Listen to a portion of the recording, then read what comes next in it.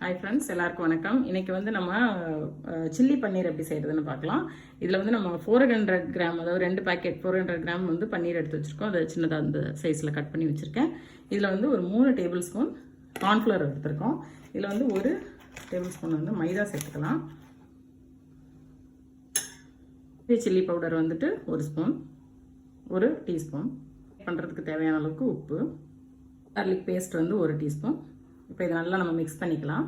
நல்லா மிக்ஸ் பண்ணியாச்சு. இப்போ நம்ம வந்து இந்த பன்னீர் இதில் சேர்த்துக்குவோம். நல்லா மிக்ஸ் பண்ணிக்கோங்க. இப்போ லைட்டாக தண்ணி சேர்த்துக்கோங்க. ஜஸ்ட் கோட்டானா போதும். இது வந்து இந்த அளவுக்கு மிக்ஸ் பண்ணி வச்சுருங்க. லைட்டாக தண்ணி சேர்த்துட்டு நம்ம இப்போ டீப் ஃப்ரை பண்ணி எடுத்துக்குவோம். பாருங்கள், இப்போ மேரினேட் பண்ணி வச்சுருக்க பன்னீர் வந்து நம்ம டீப் ஃப்ரை பண்ணி எடுத்துக்கலாம்.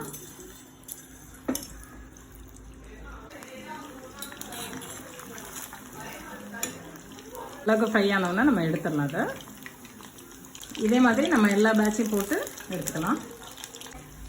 இப்போ பாத்திரம் வச்சாச்சு, எண்ணெய் சூடாகிடுச்சு. நம்ம சில்லி பன்னீர் பண்ணிக்கலாம். இதுக்கு வந்து பூண்டு வந்து ஒரு 5 பல்லு பூண்டு வந்து சின்னதாக கட் பண்ணி வச்சுருக்கேன். அதை சேர்த்துக்கோம். டீ வந்து லோவில் வச்சுக்கோங்க, கருகிறாங்க. அப்புறம் ஜிஞ்சர் வந்து இந்த மாதிரி நீட்டமாக நைஸாக கட் பண்ணி வச்சுக்கோம். அதையும் சேர்த்துக்குவோம். பச்சை மிளகாய் 2 கீரை வச்சுட்டு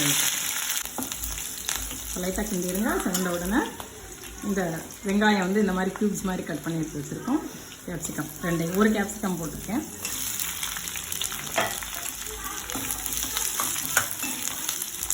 சாஸ் 1 டேபிள் ஸ்பூன் சேர்த்துக்கோங்க.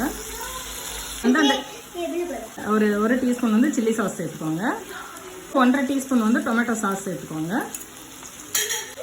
வந்து ஃப்ரை பண்ணி வச்சுருக்கிற பன்னீர் வந்து சேர்த்துக்குவோம்.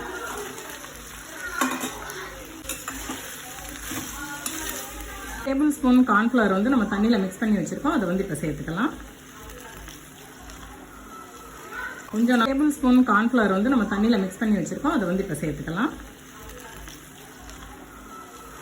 கொஞ்சம் நான் வந்து இதில் வந்து இப்போ முடிஞ்சிருச்சு, நம்ம ஆஃப் பண்ணிட்டோம். இப்போ சில்லி ஆயில் வந்து 1 டேபிள் ஸ்பூன் நம்ம சேர்த்துக்கலாம். சில்லி பன்னீர் வந்து ரெடி ஆயிடுச்சு. நம்மளோட சில்லி பன்னீர் வந்து ரெடி ஆயிடுச்சு. எல்லோரும் கண்டிப்பாக ட்ரை பண்ணி பாருங்கள். தேங்க்ஸ் ஃபார் வாட்சிங்.